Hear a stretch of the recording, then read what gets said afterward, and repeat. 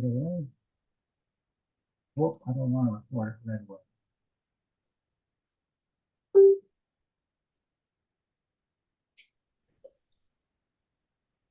Ah, Hi, now hi we everybody. It's great to see you again. It's Karen and I are back with you, so allowing us to share some stuff with you. And we have Marcy with us today, so we're so happy to have Marcy here. And it's just great to have her here. A little bit of something on Marcy though. We started the group a little over a year ago. It was November 8th. And it was November 11th. Marcy was right on board, and the group has never been the same since. So, and I mean that in all the positive light as possible. It's been fabulous. Welcome, Marcy, and it's great to have you here. Well, thank you for having me. Thank you for accepting me into the group on November 11th. we wouldn't turn you down. Did you ever think that the group would get to where it's at now? Like, we are so close to 1900.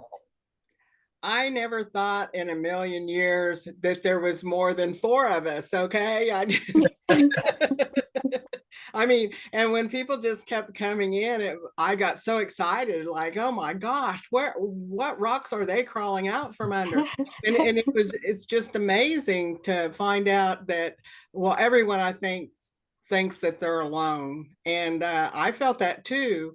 And so it was overwhelming, and I can't remember what the most that I memberships that I wrote welcomes to, but I think at one time it was 26, which to me is amazing. And it just kept coming and coming and coming, and we're still getting new members. So it's awesome. Yeah. It's unbelievable. Like you, I did feel like I was alone growing up. I didn't know anybody, and it's like all of a sudden there's 1900 of us almost. It's incredible to me. It's like, wow, where was everybody? We all made it. Yes. Yes. Absolutely. So Marcy, you've had type 1 diabetes for 52 years. And so I was diagnosed in 1971, and I don't know what time of the year or when it was. Yeah. And I was 15 years old. And so something else interesting about the group is how different everyone's entry diagnosis of diabetes is, because when I was diagnosed, I had no supervision. I mean, I was still in high school, but my parents were not around. And so I had nobody really to guide me. And so it really, truly is amazing that I'm still alive. But anyway, I am. And, but that's one thing that I find very interesting about the group, how different everyone is. Yeah. It is amazing coming into this group, somebody who's had it and managed it successfully for 51, 52, 53 years. They're babies in this group. I know that I'm a juvenile here, and this is the only group in the world that I'll ever be a juvenile. Okay. Yeah, this Christmas will be my 60th year. Yay, congratulations. I'm so happy you're here. My goodness. Yeah, and I was diagnosed at 2.5 in 1964. See, to me, that's amazing. I was 15, so I could kind of fend for myself, although I didn't know what the heck I was doing. But for babies, I mean, you were a baby. Yeah. Like I don't remember life without diabetes. I don't. It's always been a part of me. It's a part of who I am. It's a part of what I have to do every morning. I used to say to people before I started pumping that, you get up and have your shower and cup of coffee. I get up, have my shower, my insulin, and then my cup of coffee. It's like it was always, it was just something that I had to do. Right. And we'll see, at 15, I don't remember anything before diabetes either. So I was quite a bit older than you, and I Yeah. still feel that way. So I think that maybe it comes with the diabetes that people feel that way, maybe because I can't remember before. I'm sure it was terrible though, because I know I drank regular pop and soda, Yeah. and Yeah. that was the first thing that I quit.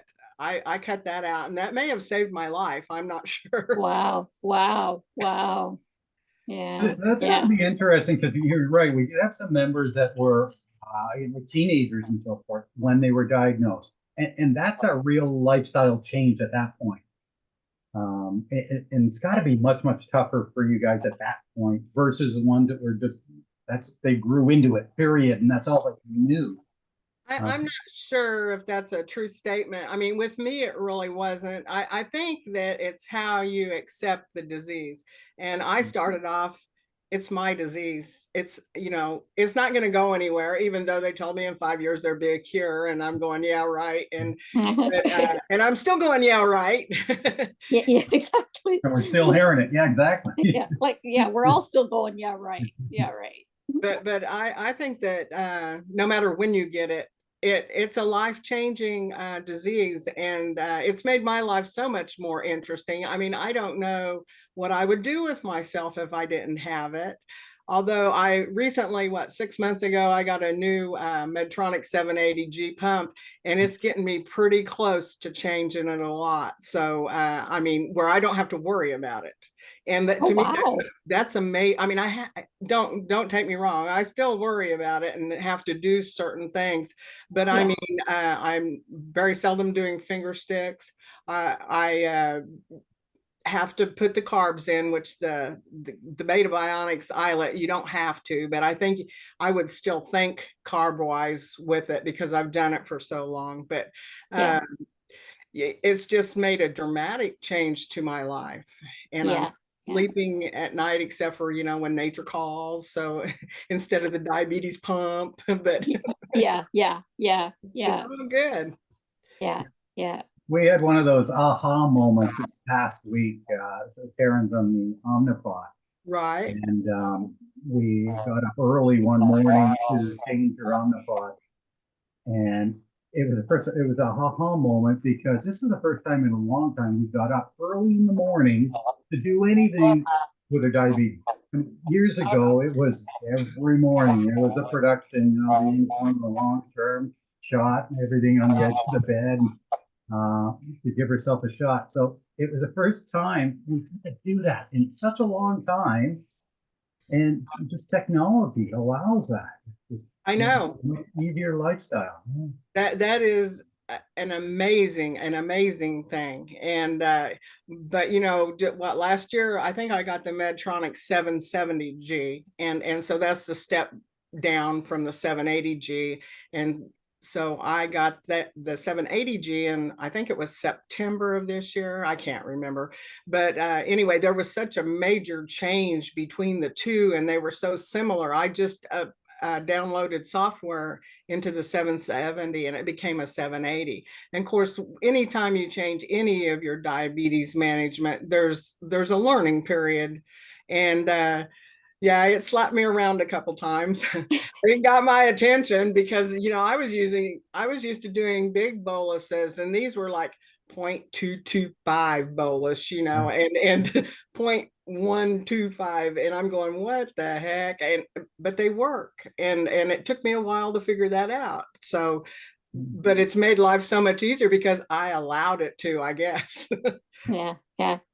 Well, and as you know, I've only been pumping a year now. I only started on a I only started on a pump a year ago with the Omnipod. I had tried in the past the tubed pumps, but Right, because I was working with children, I was so afraid of it being pulled out or whatever, right.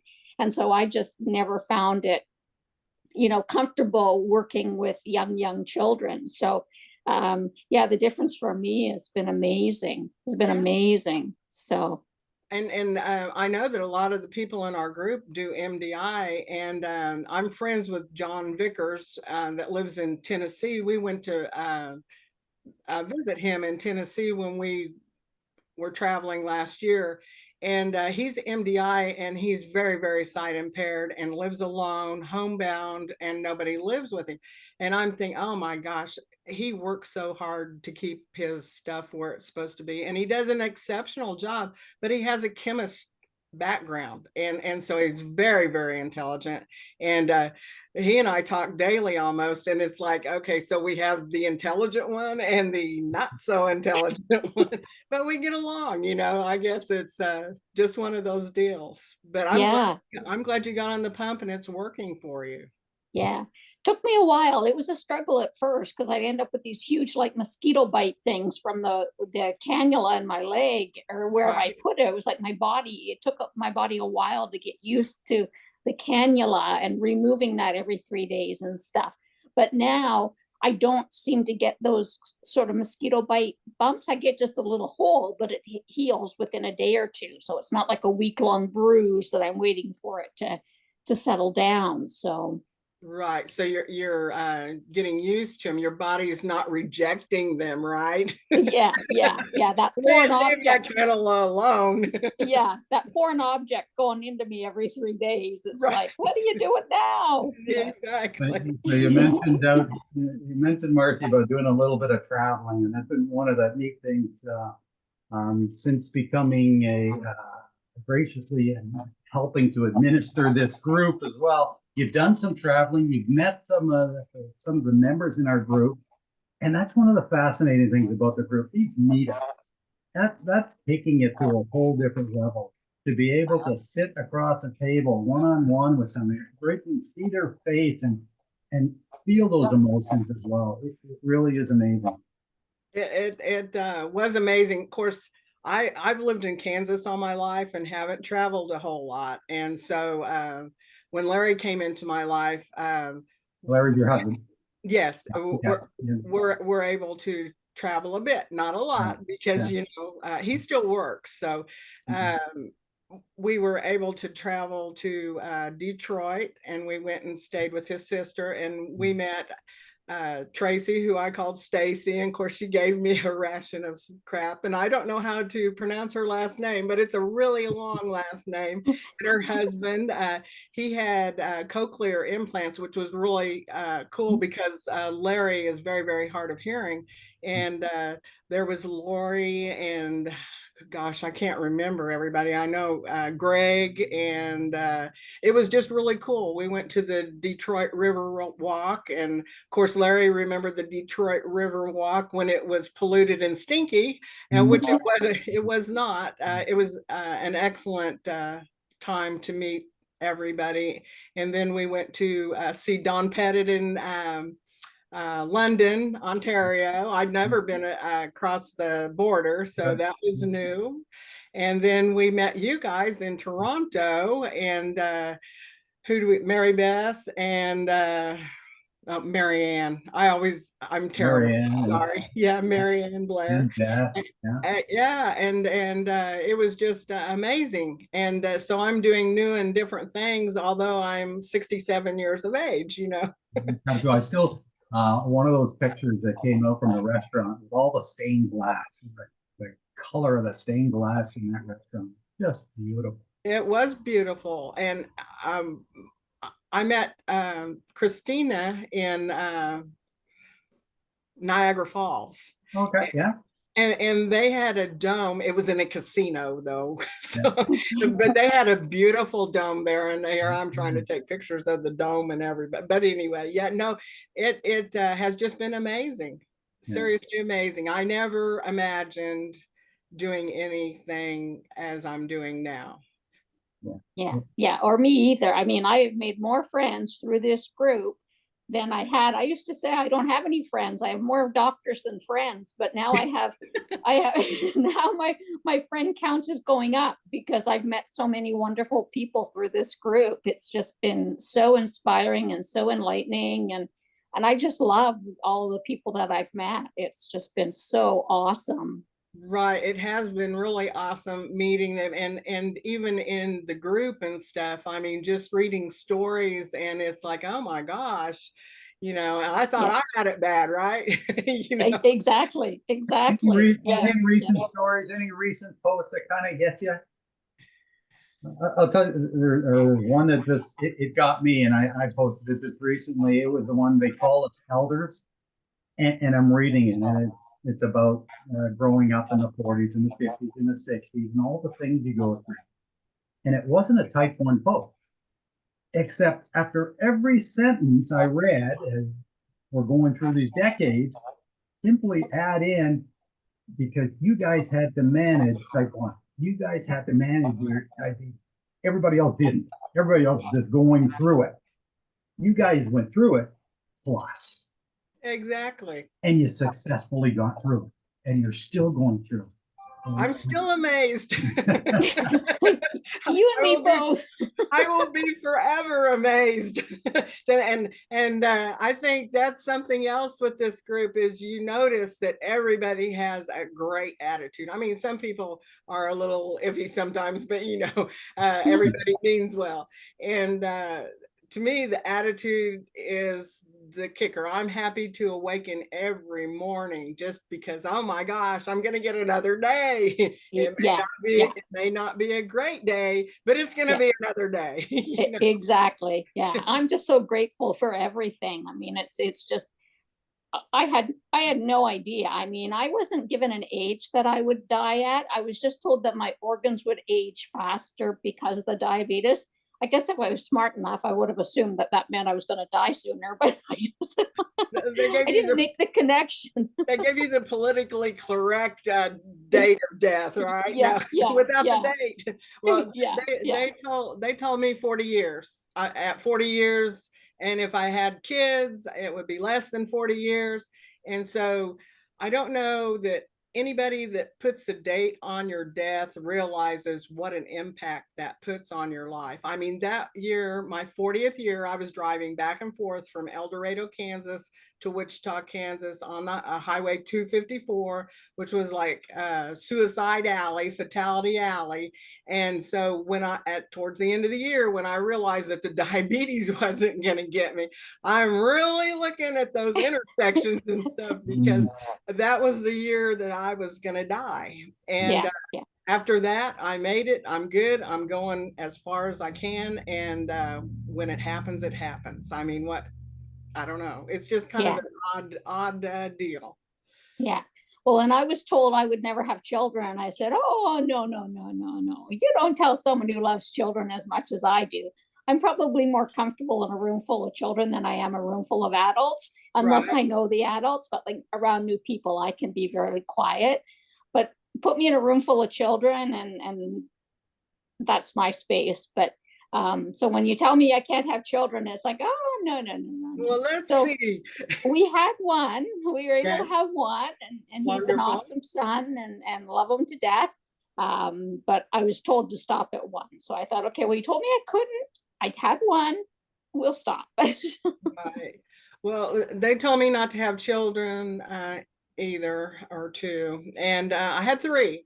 And so that's Marcy. She always listens but doesn't always follow bad advice, right? Or good advice sometimes. Well, yeah. You were talking about the driving, and one of the posts in the last few days too was somebody recollected, I guess it was about 14, 15 years ago, having an accident on that particular day. It just, that kind of thing, it really gets to me to hear these stories, because how you guys all got along to this point at times when there was no CGM, when there was no measurements, and it was, you test as best as you can before you start your car and hope it all works out well. Well, I don't know. I don't think my my learning process was very good, but I didn't really until 2 years ago, I didn't have control of my insulin. I mean, I feared insulin, and which you should have a healthy respect for it, because it can kill you. But it's allowed me to remain alive for 52 years. So, and 2 years ago, I made it my friend. And so now I use it more wisely than ever. But, to get the timing of the food and the insulin down is very difficult, and I'm getting better and better. And I think that my pump is allowing me to get better and better. But then, there's always a wrench thrown in sometimes, and it's like, you've got to be kidding me. But yeah, so Yeah. Yeah. It's interesting. I go back to that one post about being elders, and I think it ended up with because we're elders, teenagers, we're all afflicted with OLD. We're very resistant to change. Poppycock, poppycock. You know what? We've had to. You guys especially have had to make the changes all through the years to get where you are today. You are leaders of change for sure. well, sometimes it's a minute by minute change. I mean, and well, troubleshooting and diagnosing and I've kind of gotten off the troubleshooting and diagnosing unless it's absolutely necessary, and then I leave it, because I used to dwell on what I should have done, why I should have done it, and how I could have done it. But I do know what post you're talking about, and I was trying to come up with some great a little blurb for the acronym OLD, but I never did. Yeah. There was another recent post that I think I put it in this morning. It was a podcast about stigma. I don't know if you've had a chance to look at it yet. I watched most of it right before we started here, and I don't know. I listened to part of it. I didn't listen to all of it because I didn't make it through it. But it's very interesting, and I think that well, not only diabetics have mental incapabilities or mental illnesses or whatever, but I do think that we're more prone to mental, emotional problems, just because depression is such a highly likely thing to happen, and it happens to all of us, I believe, as time. Been there, done that. Well, I know, and so I have worked on that for many years, and people tell me that I'm just a Pollyanna. Okay, well, I'm That's a what I've happy been called. Pollyanna. I'm a happy Pollyanna. Okay. Yeah. Someone asked me if I'm always smiling, and it's like, well, not always there, but I do that at home, or I just get very. I think I can thank Dennis for that Golden song, Dennis Golden song, for sending that podcast out. It is a real nice view of how words matter and how it affects self-esteem, not only for type 1s, but type 2s as well, all diabetes. Right. And it really was a fascinating view or listen of just the emotional state, the emotions that you guys go through. And it hit me a little differently. So it was really neat to hear. So if everybody gets a chance to listen to that over the next few weeks or so, absolutely. I kind of thought he sent it to me because we kind of believed it was going to go into advocacy a little bit more, because we're not a group for advocacy. Right. It was more of an informative type podcast. I thought it was informative also, Yeah. and from different perspectives. And so, yeah, I thought it was very well done. And but like I said, I started working on the mental aspect of it a long time ago, and I didn't even know that I was doing it. And so, but I don't know. I don't like.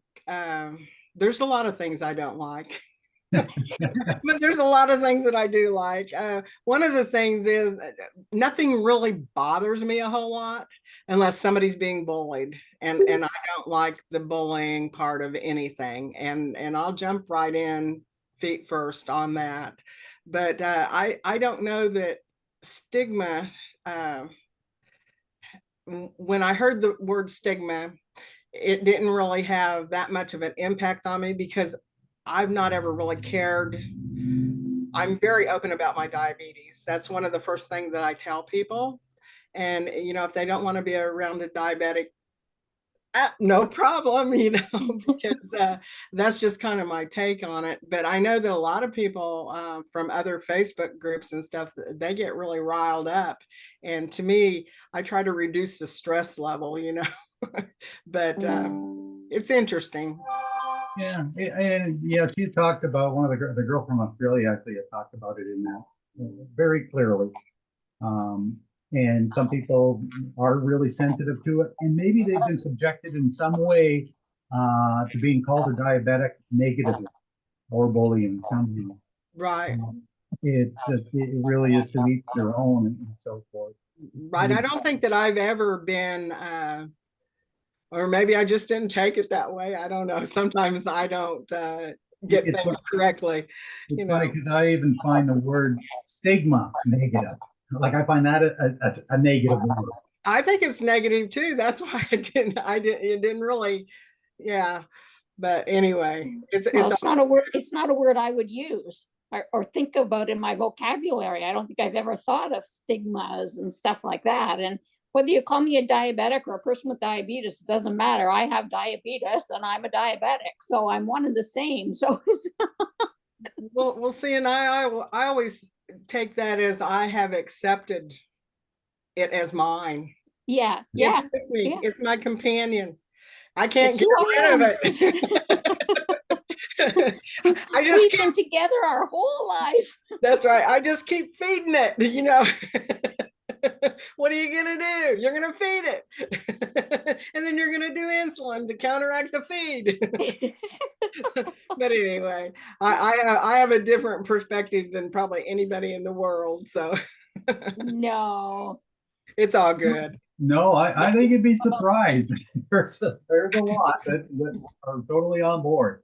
Not 100%. Everybody could be a little bit different somewhere, but man, there's some commonality as well. It really is amazing within the group. I know. Well, and we all have one commonality, and that's for sure, and that's the type 1 diabetes. So we're all tied into that. And along with the type 1 diabetes goes all kinds of different sayings and thought process. I mean, I could say something that nobody in my household would even have an idea of what I was talking about. And, other people say, oh yeah, I've been there, done that. And I just find it really interesting. You guys are both very fortunate, I believe, that you both kind of have a caregiver, a spouse that is there with you. We've got a number that have spouses and caregivers, and that's fabulous. I can't imagine it's got to be tougher for some of the people that don't. And I guess they get used to it somehow, but it's got to be tough. And my heart goes out to them sometimes. Well, I can give you some of that from my perspective because I was married for 41 years and my husband passed in 2019.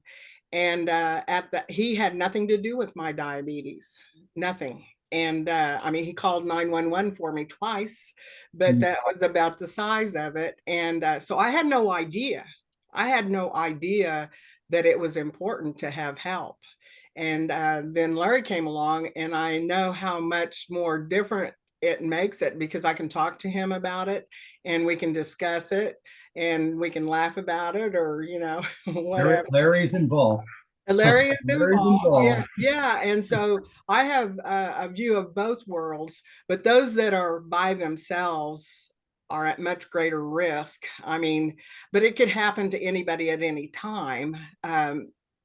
So I don't know. I don't know. I can see both sides of it. And I never thought I needed help. Boy, was I wrong. I was terribly wrong. It sure makes the load lighter. Yeah. It's just sometimes we hear the posts, we see the posts, and our group can talk freely, obviously, in our group when things are happening, and because the group understands, and you're not scaring anybody here. Everybody's been there. Yeah. And so it's my heart just drops when I hear something, and I just wish I could go over and just help, hug them, whatever. Let's get things straightened around somehow. Oh, I know. And I always want to give them a part of me. So if that was possible, there may not be a me, but that's my response. I'd love to help them. And people, when they get complications, I can't imagine. I mean, it's bad enough dealing with diabetes, and I know a number of people have said that the complications are worse than the diabetes, and I can understand that. I am very fortunate. I have very few complications. I mean, my equilibrium is terrible, but that comes into play with age too. My memory's terrible, and that comes into play with low blood sugars at an early age, I'm sure. But you know, those are two things that aren't that big of a deal, really, in the big scheme of things. Because Yeah. when you lose your eyesight, I mean, that's got to be devastating. And my heart goes out for those people that have multiple complications. And one thing that I've noticed is some of us are kind of judgmental, and I try to be open-minded and non-judgmental, but that's pretty hard to do all the time. And I know that some people that don't have complications think it's because they've taken great care of themselves. And that does help. I mean, it does help. But if in your genetics, you're deemed to say kidney disease or the eye problems and what have you, taking care of yourself certainly prolongs your health, but it doesn't mean that you're not going to get those complications. And that's something that kind of bothers me. And I'm always very leery about if I have good news. Like I've been having 100% time in range for like a week now, and I'm going, yippee! But I did post too on the graph displays that I had the 100% time in range, but I feel bad doing that. Isn't that terrible? No, We yeah, all do. yeah, you shouldn't. Not at all. And not everybody can get there. I know. It's Technology, and it's unfortunate. working for you great, working for you fabulously now. Great. You know what? We've got some MDIs that it's working fabulously for them. I Great. know. To Whatever me, works for the person. right. To me, the MDIs are just flipping amazing. I mean, my gosh, because I know how I was on, and most of my diabetic life has been MDI, and I was terrible at it. I couldn't remember if I did a shot, so I do too, you know. And I mean, I was just a basket case, and that's one thing. I started pumping, I think, 15 years ago, and the pump has a history on it, so I could check to see if I've already given that bolus or not. You Yeah. know? But anyway, so that's kind of how I feel about that. The It's technology is amazing. wonderful. It's amazing how fast time goes. We're going to be timing out very shortly. We're obviously going to have you back again. We You're not will. going to kick me out of the group? as, No way. as long as people appreciate this, just us getting together and just sharing with yourself and others as well, we'll continue doing this. Well, I'd cry if you kicked me out of the group, Dale. I think we've only, in the past, we've only done one or two, and it just became too much. Yes. Yeah, so it's been great to have you again, Marcy. We will have you again, and great having Karen here as well. So, any final thoughts, Marcy, Karen? My final thought is just to keep on keeping on and do your best, because that's all you can do, and nobody can ask you to do better than your best. But I don't think that I've ever done my best. I'm still looking for it. Okay. We're still changing. That's right. I'm young.